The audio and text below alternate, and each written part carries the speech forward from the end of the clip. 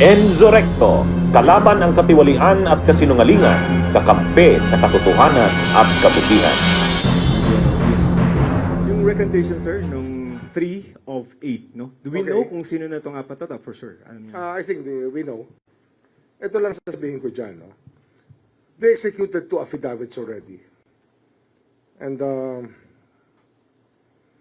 the first affidavit was the 18 of them signing the same statement, which of course we found deficient.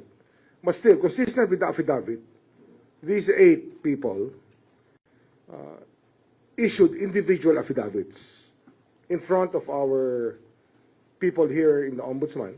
The assistant ombudsman were present when they did that, and they were asked questions about answering the questions freely with their own free will. I think that it's very clear that they were very comfortable signing the affidavit at the time. So, what gives? Usual. Ito yung punto na we should look at the lawyers again on the role of lawyers in our society. Kasi, lawyers, you're supposed to defend your client to the very end. Tama yan. Pero, when you start obstructing justice and start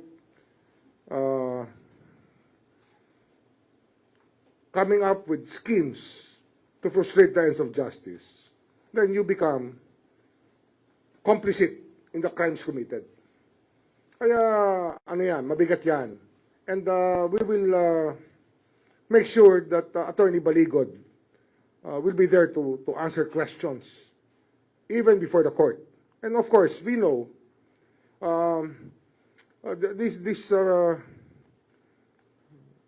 these people freely on their own went with one of the ombudsman people to go to the locations, and they were the ones who pointed at specific locations where they delivered the money.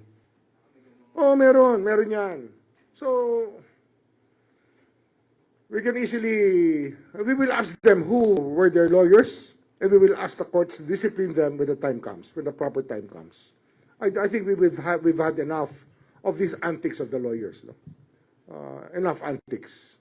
And if they think that it's the same thing over and over again, that they can just play hardball with us while violating their code of ethics, then watch out. We will not let it pass. Hindi namin palalampasin to.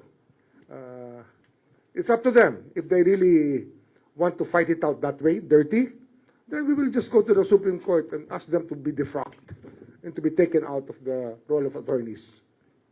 Sir, sinong lawyer po yung nire-refer nila? No, I don't know. We will ask to whom it may be concerned. Okay. Whoever they are. Kahit sino pa sila. Sir, just a couple of more, no? Direct na. May allegation na somebody from the ombudsman, I don't know who, hindi naman nakalagay dun sa affidavit, no? Na may prepared statement, he was threatened to sign it. Just that allegation, sir, your comment, please. Yun nga, sinabi ko nga eh. Meron rin naman kami recording eh. Okay. Ng lahat eh. Nung nangyari eh. May recording kami ng lahat. Kaya, okay lang yan. Kasi nga, some lawyers think that it's still the same old days, that they can frustrate the ends of justice that way. We will not take it sitting down. Lalabanan namin sila hanggang dulo. We will identify them and make sure that they get dropped from the role of attorneys. Sir, just last. Play dirty, then you have to face up to the consequences of playing dirty with us. With the Filipino people, ha? Hindi lang kami. Taong bayan yan. Sir, last na lang. What is the legal status po of the counter affidavits? Because basically, the way... The counter affidavits are there no, for recognize us pala. to use. The affidavits are there for us to use, and we will use them. Okay. And if they want to recant it, so be it.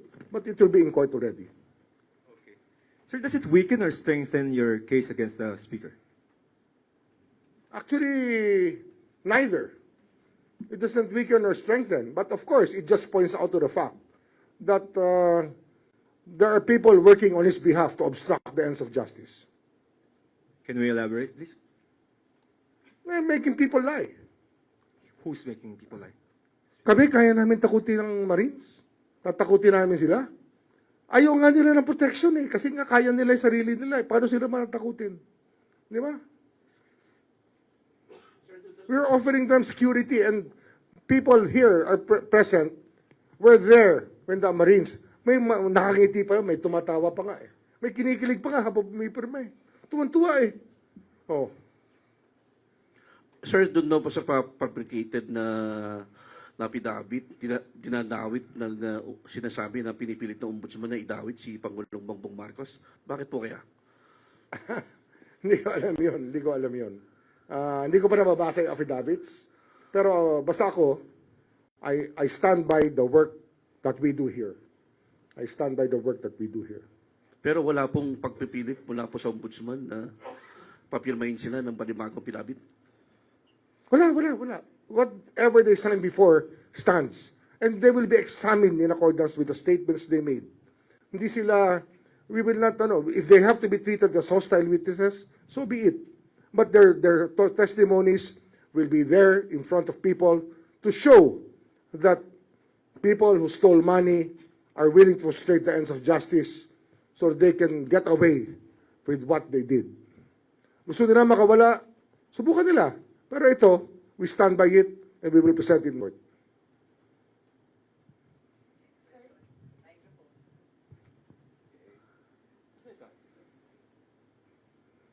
Mike.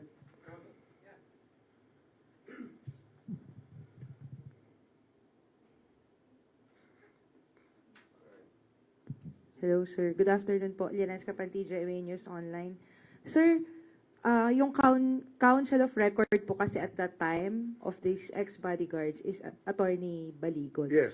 Do you feel that Attorney Baligod somehow intentionally misled the ombudsman and the ex-bodyguards as well? Given Baligod the is a very colorful character. That's what he is. I mean, from the PDAF days, you do your research on what Mr. Baligod did during the PDAF cases of Napoles. Pag-aralan nyo. colorful meaning, sir, he's not always he's in good faith? Pag-aralan nyo yung ginawa niya. So, you do your research, I'm telling you, about what he did in the PDAF cases. Sir, given It's a that... challenge on you as journalist. Investigate nyo. Tingnan nyo. Don't ask me. You ask around. I'm not the best source for what kind of person he is. I think other people can tell you. Sir, given these recent developments, can you say na trustworthy pa ba si Attorney Baligod? Was he ever? Bunyog, halikan na kasama ka. Bunyog, kapag buklod ay may pag-asa. Luzon, Visayas, Mindanao, isa ang pananaw. Sa bagong Pilipinas ang bunyog isisigaw. Bunyog, bunyog.